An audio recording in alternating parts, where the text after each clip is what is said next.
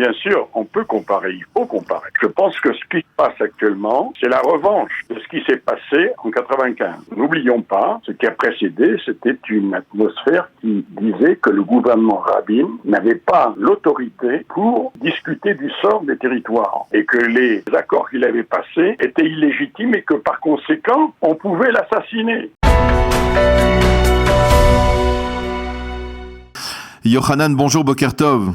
Boker Tov. Je voudrais que l'on revienne avec vous sur, bien entendu, sur la réforme judiciaire, mais plutôt ce matin sur les tentatives de médiation, de compromis, d'appel au gel de la réforme par le président de l'État, le président Herzog, qui a lancé un appel qui, pour l'instant, apparemment, n'a pas été écouté n'a pas été entendu par le ministre de la Justice, Yariv Levin. Est-ce que le président est dans son rôle lorsqu'il lance ce type d'appel dans la circonstance actuelle aujourd'hui?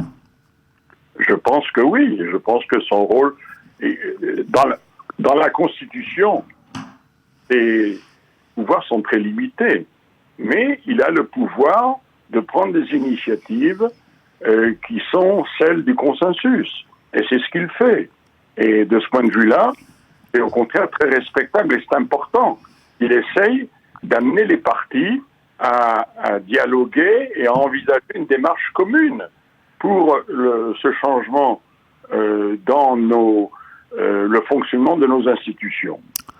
Alors, ça c'est l'initiative pour l'instant du président Herzog, mais il faut bien avouer que l'atmosphère qui règne aujourd'hui en Israël, c'est une atmosphère, on va dire, extrêmement lourde et difficile, et c'est une atmosphère qui n'est pas sans rappeler, il faut bien l'avouer, celle qui a précédé la période de l'assassinat d'Yitzhak Rabin en novembre 1995. On a vu des personnalités s'exprimer de manière très virulente en utilisant des termes incendiaires, des termes durs comme prendre les armes. On a même vu un ancien Premier ministre comme Ehud Barak comparer, assimiler justement le président de l'État Yitzhak Herzog à Neville Chamberlain, parce qu'il était prêt à négocier avec le gouvernement un compromis. Yochanan, vous qui êtes en Israël depuis très longtemps, depuis plusieurs dizaines d'années, qui avez bien connu cette période qui a précédé l'assassinat d'Yitzhak Rabin, est-ce que vous pouvez oser dresser une sorte de comparaison entre les deux périodes? Alors, bien sûr, on peut comparer, il faut comparer. Il y a un point de comparaison. Je pense que ce qui se passe actuellement, c'est la revanche de ce qui s'est passé en 95.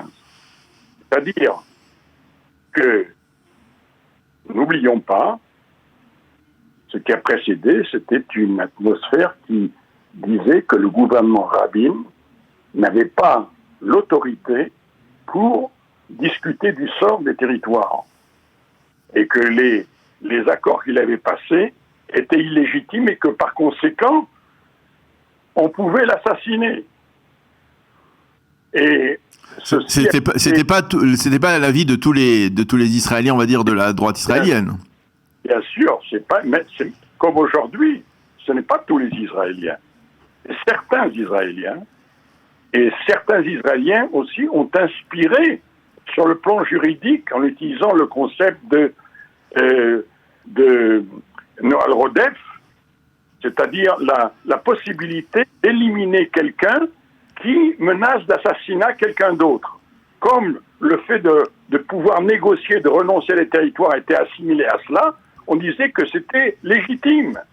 Donc ça, c'était l'atmosphère qu'il y avait. Rappelez-vous que cette manifestation qu'il y a eu, Kikar Tzion, qui était une manifestation qui était présidée par Netanyahou, où il y avait le portrait de Rabin dessiné en Hitler, et en fin de compte, où auparavant il y avait des appels à son élimination qui avaient été faits. Alors, je précise, Yohanan, parce qu'il faut être précis dans ce genre de circonstances. C'était pas la manifestation de la droite n'avait pas été organisée avec un portrait de rabbin déguisé en SS. C'était des gens qui, justement, là on va y arriver. C'était des jeunes, des militants qui distribuaient ce genre de tracts. Après, on a su que c'était ce fameux Avishai Raviv qui était un des, on va dire, des incitateurs aussi.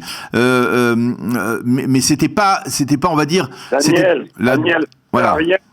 Ça sert à rien de faire des fioritures. Cette manifestation est organisée par le Likoud. Il était présidé par Netanyahou. Et il y avait parmi les manifestants, et en général, quand le Likoud veut faire quelque chose, il sait se faire respecter.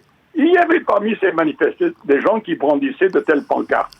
Il y a des gens qui sont partis. Il y a des gens du Likoud qui ont quitté la manifestation à cause de ça.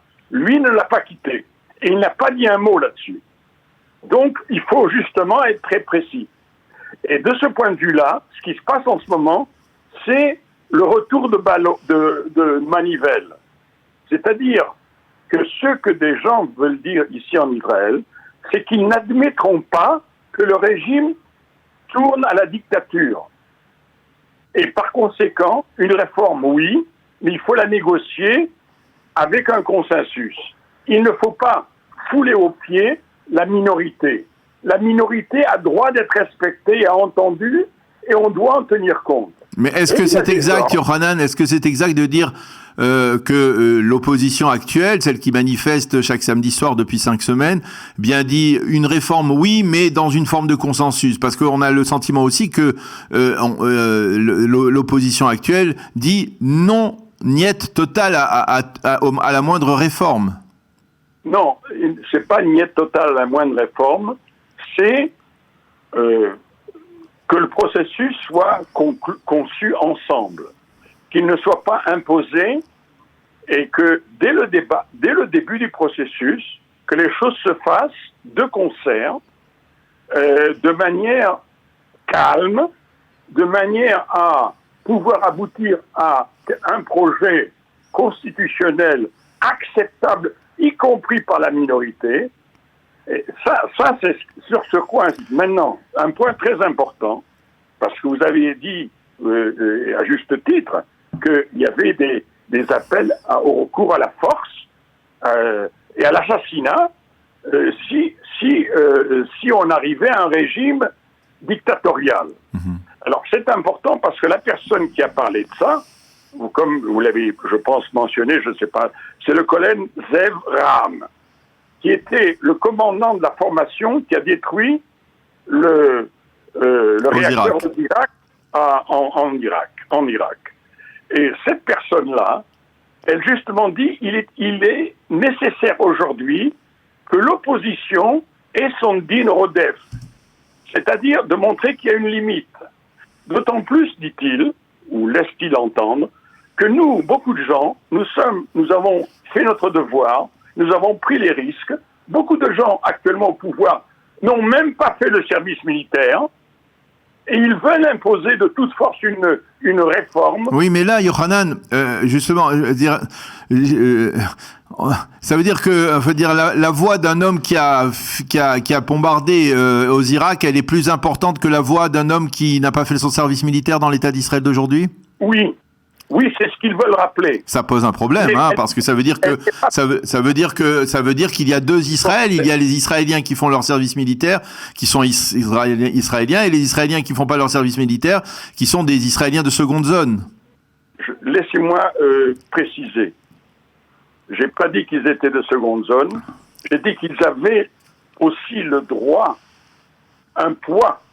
Et ils pensent qu'ils ont un poids plus important que ceux qui n'ont pas fait leur service militaire et qui n'ont pas été des réservistes.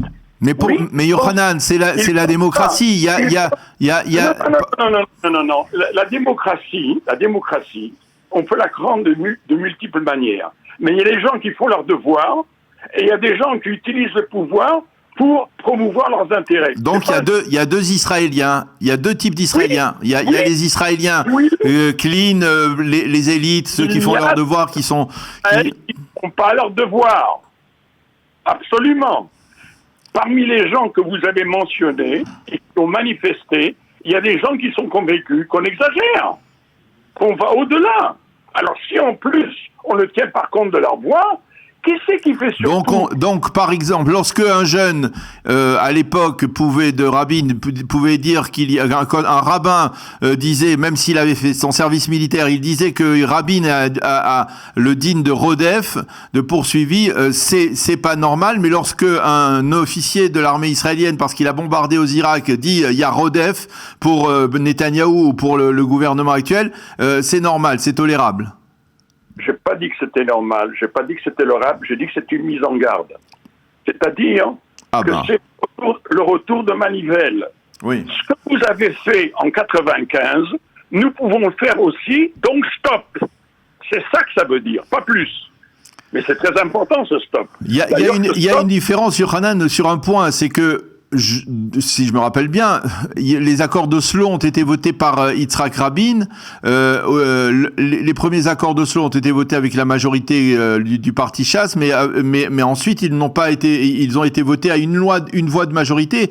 Et tout le monde dit, et c'est clair historiquement, que si Rabin avait posé les accords d'Oslo comme programme électoral en 1992, il n'aurait jamais été élu.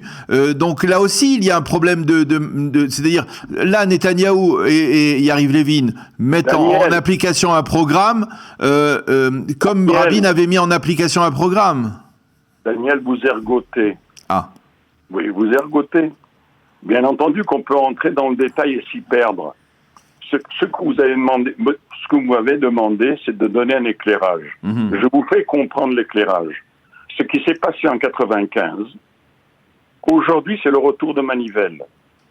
C'est-à-dire qu'on peut aussi stopper certaines choses par la force. C'est pas ce que les gens veulent, mais c'est ce que les gens mettent en garde. Autrement dit, c'est pas pour le faire, c'est pour dire stop, mettons-nous à table, négocions une bonne réforme qui soit également acceptable pour la minorité. C'est ça qu'il faut faire. Oui, mais lorsque Barak et Ehud Barak comparent Herzog à Chamberlain, ça veut dire qu'il n'est pas du tout pour un compromis. Non, là encore une fois, vous déviez sur un sujet tout à fait mineur. Barak attaque le président parce qu'il essaye justement de promouvoir une telle démarche. Mais c'est hors de sujet. Nous connaissons Barak, tout le monde connaît Barak. C'est vraiment tout à fait hors de contexte, c'est crétin de sa part de s'exprimer comme ça. Le président est dans son rôle. Tout le monde est dans son rôle, il s'agit de comprendre. Et d'ailleurs, il y en a un qui comprend ça parfaitement. Et ce un qui comprend parfaitement, c'est le Premier ministre Netanyahou. Il a bien compris, ses ministres qui sont tout feu tout flamme pour lui et pour cette réforme, ont bien compris. Je peux vous dire que beaucoup de gens ont bien compris. Il y a un moment où on arrive, enough is enough. Trop, c'est trop. Il ne faut pas exagérer. C'est ce que ces expressions veulent dire. Parce que ces gens-là, ils savent utiliser la force.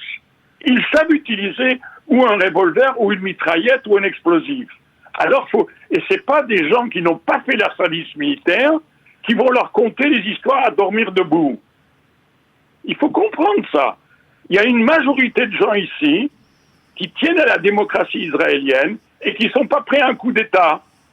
Même si il y a eu une majorité aux élections pour soi-disant soutenir ce coup d'État. Ce n'est pas acceptable. Dans une démocratie, il faut respecter la minorité. Eh bien, on l'a bien compris. Merci beaucoup, Yochanan, de nous avoir donné votre éclairage. Daniel, c'est un plaisir de parler avec vous. Mais c'est réciproque. Merci beaucoup, Yochanan.